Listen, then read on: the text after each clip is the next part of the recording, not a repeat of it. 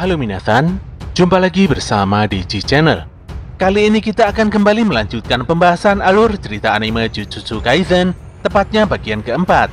Namun sebelum lanjut, buat kalian yang baru saja menemukan channel ini, silahkan untuk subscribe dulu ya. Dan jangan lupa untuk menyalakan notifikasinya, agar kami semakin semangat untuk menghadirkan konten-konten menarik buat kalian. Oke, langsung saja. Persiapkan diri kalian and enjoy.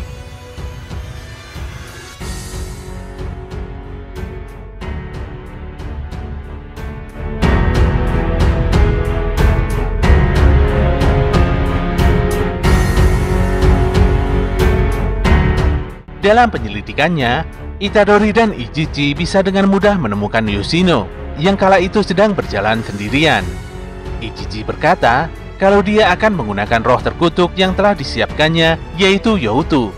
Youtu sendiri adalah kutukan level paling rendah yang bahkan tidak perlu diperhitungkan. Nantinya di tempat yang sepi, Ichichi akan membiarkan Youtu untuk menyerang Yoshino. Hal ini bertujuan agar mereka berdua bisa mengetahui apakah Yoshino masih seorang manusia biasa, ataukah dia memiliki potensi menjadi seorang penyihir Jujutsu tingkat 2. Kalau Yoshino sudah menjadi penyihir tingkat 2, maka mereka berdua harus segera mundur dan menemui Nanami. Penyihir dengan kemampuan tingkat 2 seharusnya mampu mengalahkan roh terkutuk tingkat 2. Jadi penyihir tingkat 2 lebih memiliki kekuatan yang hampir mendekati roh terkutuk tingkat 1. Di saat yang sama, Nanami tengah melakukan penyelidikannya sendiri dan berakhir di sebuah saluran gorong-gorong. Dia pun sedikit sibuk karena harus melakukan pembasmian pada beberapa roh kutukan di tempat menjijikkan tersebut. Sesaat kemudian, dia pun sadar kalau ada seseorang yang selama ini terus mengawasinya. Dan disitulah Mahito nampak keluar dari persembunyiannya. Tanpa banyak cangcut, Nanami langsung berinisiatif untuk menyerang duluan. Sayangnya serangan Nanami bisa ditangkis dengan mudah oleh Mahito. Menyadari harus berusaha lebih maksimal, Nanami pun kembali menyerang Mahito dengan teknik Jujutsu pilihannya. Serangan Nanami ini pun akhirnya hampir membuat tangan Mahito putus. Hal ini pun membuat Mahito agak terkejut, padahal dia sudah menahan dengan hampir semua energi kutukannya. Namun masih saja dia bisa terkena serangan. Sesaat kemudian, tangan Mahito yang tadinya hampir putus tiba-tiba mulai menyatu dan kembali ke bentuk semula. Dia sebenarnya tidak mencoba untuk menyembuhkan diri, hanya saja dia mempertahankan bentuk jiwanya sekuat mungkin. Mahito mengungkapkan kalau teknik kutukannya adalah menyentuh jiwa dan mengubah bentuknya. Ketika manusia biasa terkena sentuhan kutukannya, maka manusia tersebut akan mati seketika dan wujudnya juga langsung berubah. Dia pun menyeringai dan membayangkan bagaimana kalau hal ini terjadi pada Nanami yang merupakan seorang penyihir Jujutsu. Kembali pada Itadori, ketika Yoshino hampir sampai di depan rumahnya, dia telah ditunggu oleh seorang guru yang sedari tadi menanti kedatangannya. Disinilah sang guru menginformasikan kalau 3 teman Yoshino telah meninggal dunia. Guru ini pun menanyakan pada Yoshino, mengapa dia tidak datang untuk menghadiri pemakaman ketiga temannya ini, padahal kelihatannya Yoshino begitu akrab dengan mereka bertiga. Fakta ini pun membuat Yoshino kaget dan mengingat masa lalunya, di mana dia selalu dibully oleh ketiga temannya ini. Yoshino pun bergumam sendiri dan marah, mengapa gurunya ini tidak mengetahui fakta yang sebenarnya telah terjadi. Di saat Yoshino hendak mengeluarkan teknik kutukannya pada sang guru, tiba-tiba saja terjadi insiden di mana Itadori datang dengan menangkap roh kutukan yang telah disiapkannya. Saat itulah, tanpa basa-basi Itadori berkata kalau dia sangat ingin mengobrol dan menanyakan sesuatu pada Yoshino. Untuk melancarkan aksinya, Itadori pun menjahili sang guru dan membuatnya pergi dari pandangan Yoshino. Sementara itu, pertarungan Nanami melawan Mahito masih terus berlangsung dengan begitu sengit.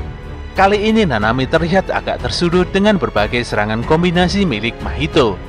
Mahito pun bisa menghindari semua serangan Nanami dengan begitu mudah. Hal ini terjadi karena Mahito telah mengubah bentuk kakinya menyerupai bentuk kuda. Dengan demikian, kecepatan menghindar serta serangan Mahito langsung meningkat dengan sangat drastis.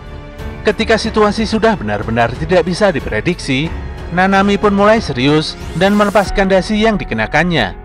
Anehnya, tiba-tiba saja energi kutukannya juga meningkat dengan sangat drastis.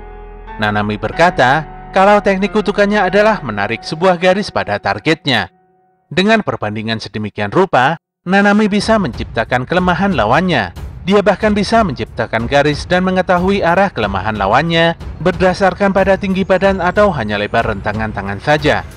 Hebatnya, teknik kutukannya ini tidak terbatas pada makhluk hidup, namun juga berlaku pada benda mati. Dia pun berlari dan mempersiapkan teknik serangan untuk Mahito. Teknik spesial ini merupakan perbandingan antara kehancuran dengan pukulan yang bisa menghancurkan dinding tembok hingga menjadi puing-puing besar. Dan tanpa terasa, Nanami langsung memotong kaki Mahito sekaligus membiarkan puing-puing tembok tadi menghujani tubuh Mahito. Di sisi lain, Itadori dan Yoshino terlihat sedang ngobrol santai di pinggiran sungai.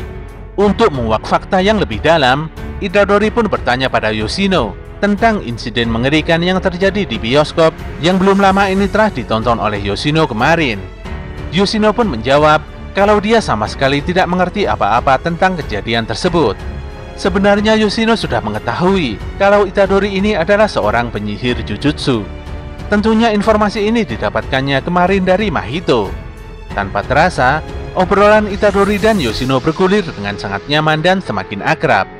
Itadori pun bahkan menganggap Yoshino sebagai temannya, meskipun mereka baru saja bertemu. Scene pun berpindah di dalam rumah Yoshino, di mana saat itu hanya ada ibunya sendirian di sana. Si ibu ini pun tanpa sengaja menemukan jari Sukuna di meja makan, dan saat itu juga muncul sosok roh kutukan tepat di belakangnya.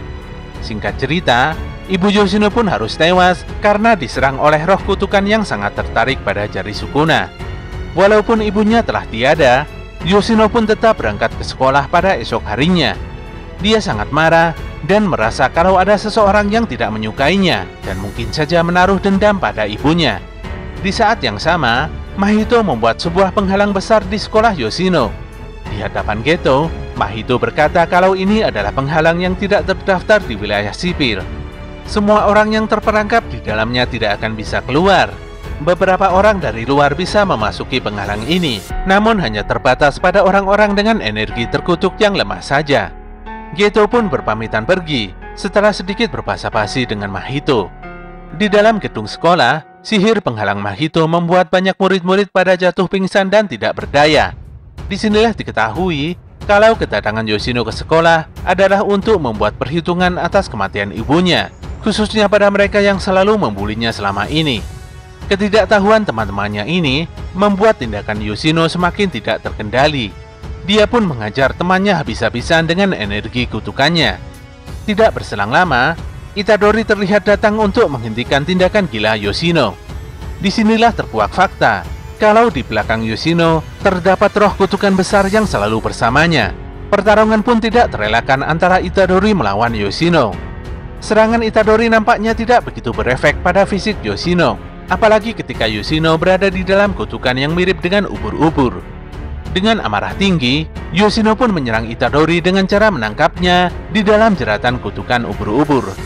Untungnya dengan mudah, Itadori mampu melepaskan dirinya. Dengan teknik tinju kutukannya, Itadori mampu membuat Yoshino terpental dan jatuh dari gedung sekolah. Yoshino pun mengungkapkan kalau dia melakukan semua hal ini semata-mata hanya untuk membalas kematian ibunya. Dia sungguh tidak habis pikir, bagaimana mungkin bisa ada orang yang seteka itu hingga harus mengutuk ibunya yang tidak ada kaitannya. Menanggapi hal ini, Itadori secara pribadi memang tidak bisa memahami apa yang sebenarnya Yoshino rasakan. Namun dengan senang hati, dia berniat mengajak Yoshino untuk bergabung ke SMA Jujutsu karena di sana ada banyak teman dan guru yang akan membantunya untuk mencari dalang yang telah tega mengutuk ibunya.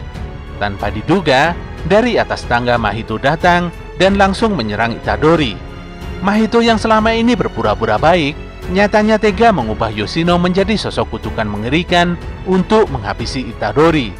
Perubahan fisik yang terjadi pada Yoshino ini membuat Itadori sangat terpukul. Walaupun sudah berusaha semaksimal mungkin demi mengembalikan kesadaran Yoshino, namun sangat mustahil bagi Itadori untuk melakukan hal tersebut. Manusia yang telah disentuh oleh Mahito dan berubah menjadi kutukan bisa dipastikan akhirnya akan mati juga. Itadori bahkan berusaha meminta bantuan Sukuna untuk menyelamatkan Yoshino, namun Sukuna langsung menolaknya karena sejatinya kutukan tetaplah kutukan. Dan benar saja, Beberapa saat setelah kejadian ini, Yoshino pun harus meregang nyawa. Mahito pun tertawa begitu senang di atas kematian Yoshino. Itadori yang geram pun dengan cepat memukul Mahito.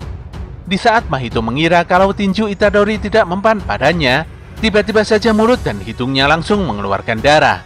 Dia pun sadar kalau serangan Itadori bisa menghancurkan bentuk jiwanya. Dengan amarah yang meluap-luap, Itadori berkata akan segera menghabisi Mahito. Dia pun menyerang dengan brutal. Namun Mahito terus menghindar dan terpaksa merubah bentuk fisiknya. Dengan mengubah bentuk tangannya, Mahito membuat Itadori harus menjauh dan sedikit kerepotan. Walaupun pada akhirnya Itadori berhasil mendaratkan tinjunya, sayangnya hal ini memang sudah direncanakan oleh Mahito. Tubuh Itadori pun harus berlubang karena serangan dadakan Mahito.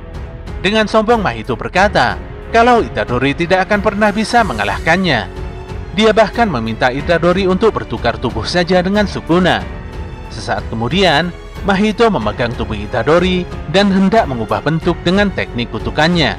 Namun saat itu Mahito sangat kaget karena merasakan hawa super jahat milik Sukuna di dalam tubuh Itadori. Dengan jengkel, Sukuna memperingatkan Mahito untuk tidak sekalipun menyentuh jiwanya lagi.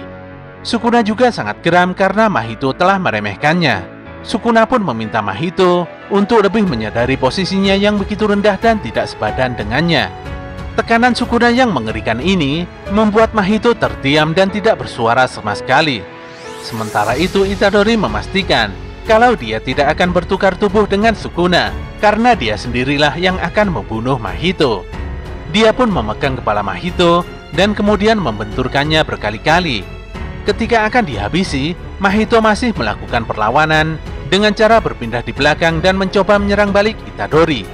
Untungnya, Nanami datang tepat waktu dan menghentikan serangan tersebut. Nanami pun menanyakan pada Itadori tentang kondisi terupdate yang telah terjadi saat ini. Itadori pun menjawab kalau dia sendiri masih baik-baik saja, walaupun saat ini banyak sekali lubang di tubuhnya. Semua orang di sekolah ini telah pingsan di ruangan aula.